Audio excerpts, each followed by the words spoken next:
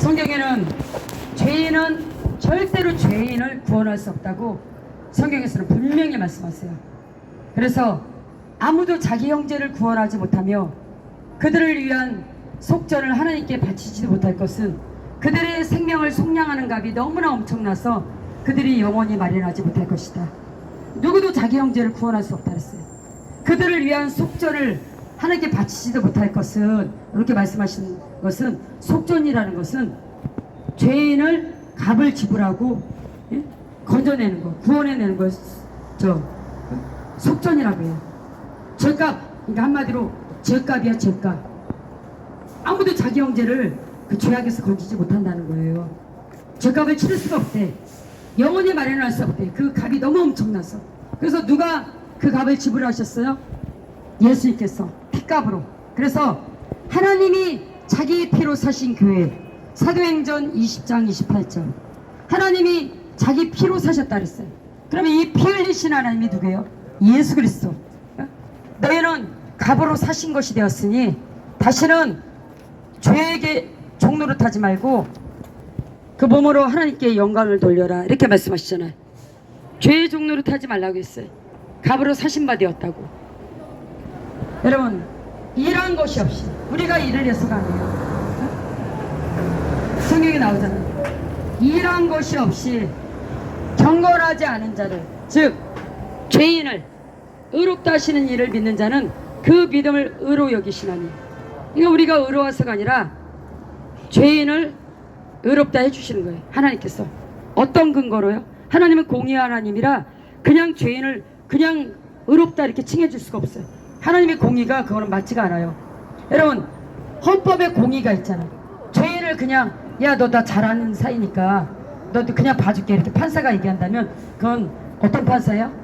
우리가 얘기하잖아. 판세라고 하잖아. 판세. 에? 죄인은 반드시 법의 공의를 심판을 해야 돼.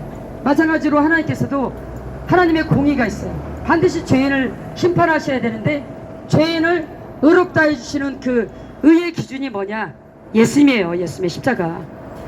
예수님이 십자가에서 피를 흘리고 하나님께서 이 예수를 그의 피로 말미암아 뭐라고 하셨어요? 화목제물로 세우셨다 했어요. 하나님께서 이 예수를 그의 피로 말미암아 화목제물로 세우셨으니 이는 자기도 의로우시며 또한 예수를 믿는 자들을 의롭다 하리 하십니다. 그러니까 예수님의 피로 우리의 모든 죄가 씻어진다는 거예요. 그래서 우리는 죄인인데 예수님의 피를 힘입어 성소에 들어갈 수 있다고 성경에 나오잖아요. 그러므로 형제들아, 우리가 예수의 피를 힘입어 성소에 들어갈 담력을 얻었나니 그 길은 휘장 가운데로 열어놓으신 새로운 살 길이요, 휘장은 곧 예수님의 육체니라. 예수님의 몸을 찢고 피를 흘리시고 새로운 살 길을 열어주신 거예요. 그래서 지성소와 성소 사이에 가름막이 없어졌잖아요. 지성소와 성소를 구별하는 휘장이 찢어진 거예요. 예수님이 십자가에 못 박혀 돌아가실 때 위에서 아래로 쫙 찢으셨잖아요. 누가? 하나님께서. 지성소에서 뭐 하던 곳이에요? 대제사장이 1년에 한 번씩 모든 백성들의 죄를 위해서 제사를 지내는 곳이에요. 성소에서는 백성들이 죄를 지을 때마다 짐승을 가지고 피제사를 드렸어요. 근데 이제는 그런 게 소용없어. 제사가 끝났어. 한 번의 제사로 너희를 영원히 온전케 하셨느니라, 이렇게 하나님께서 말씀하세요. 한 번의 제사로, 예수님이 들으신 십자가에서 들으신 그 한 번의 제사로, 단번에 자기를 들으심으로 단 한 방으로 끝내셨다는 거예요.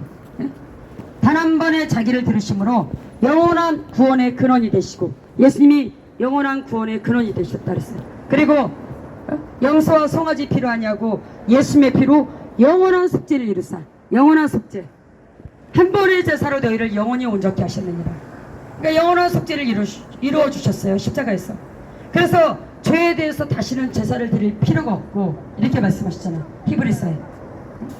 만약 예수님의 속죄가 영원한 속죄가 못 되었다면 어떻게 됐을까? 우리는 해마다 다시 또 제사를 드렸어야 됐어요. 지금도, 이 시대에도. 근데 그럴 필요가 없다 그랬어요. 만약 예수님이 드리신 그 속죄 제사가 영원한 속죄를 이루지 못했다면 예수님께서 자주 자기 몸을 하나님께 드려 창세 때부터 자주 고난을 받았어야 될 것이로되 그리 아니하실 것은 영원한 속죄에 있기 때문에. 영원한 속죄. 영원한 속죄.